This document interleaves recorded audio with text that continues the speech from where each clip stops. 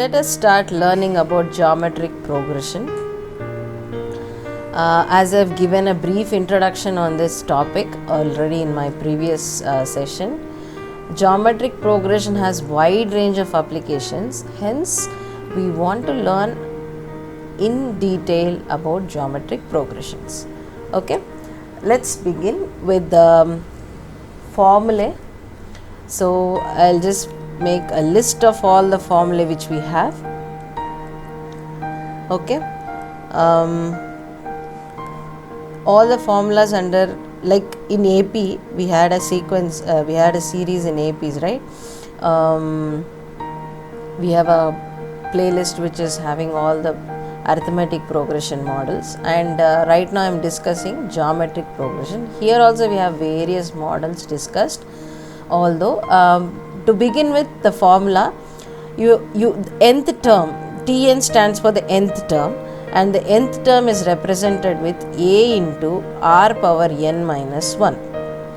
So this is nth term of a GP. Okay, nth term of a GP is Tn is equals to a into r power n minus 1, and Sn stands for sum of n terms. Okay, Sn is equals to a into, see how I am writing, r minus 1, r minus 1. Only the numerator has the power n, and it's not n minus 1, it's just n, and the minus 1 is beside it, not on the top of it. It's not like a power. Okay, that you need to understand. We also have another formula for Sn, which is written as 1 minus r by 1 minus, see how I am writing, again r has the power n in the numerator. So what is the difference between these two is, when your r value is greater than 1, when your r value is less than 1, this is where you will definitely use the different formulas here. Okay, if you feel uncomfortable with the modulus thing, you just write r greater than 1, r less than 1, that's all. Okay, how now it's, when we look at it, we feel like what is all of this, correct? So let me take an example and explain you how and why we are going to use these formulas. Okay, let's just say you have a sequence called 2, 4, 8, 16, 32 and so on. Have you observed something? I didn't add anything here, I am just multiplying. If you can break and see what is happening here exactly, 2 is 2 only, 4 is nothing but 2 into 2, and 8 is nothing but 2 into 2 into 2, or I can write 8 as 4 into 2.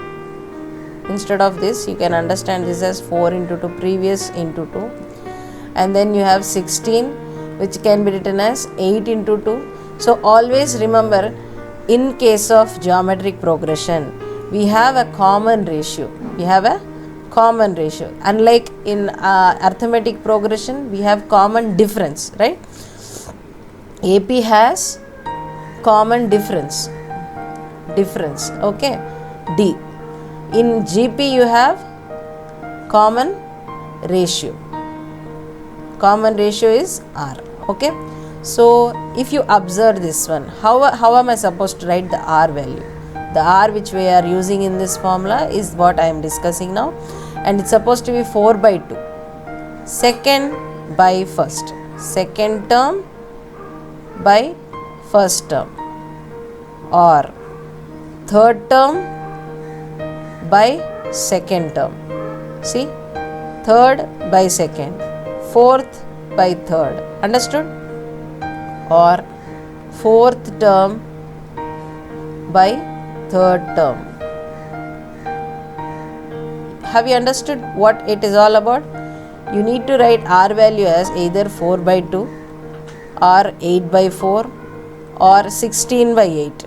Yes, and surprisingly you can see all of them being same. That is the reason it is called common ratio. Hence the name common ratio. Understood? Yes. R is what? First term we talked about is R. So can I write where A is the first term. A always stands for first term, whether it is an AP, it's an GP. A always stands for first term. R stands for what? Common ratio. Common ratio. Tn stands for nth term. Nth term of GP. Yes. And what about the other one? Sn. Sn stands for sum of n terms in GP. Imagine I want to add all of these numbers. Okay. Then I have to use this kind of formula. It depends merely on my common ratio. If R value is greater than 1, it's more than 1, you keep R in the front and 1 in the second position. If your R value is less than 1, how is that R less than 1? See, I'll tell you one example here. If example is R is equals to 2 here, this is greater than 1. Example, R is, say for instance, 1 by 3. This is less than 1, or 1 by 2. It's less than 1, correct?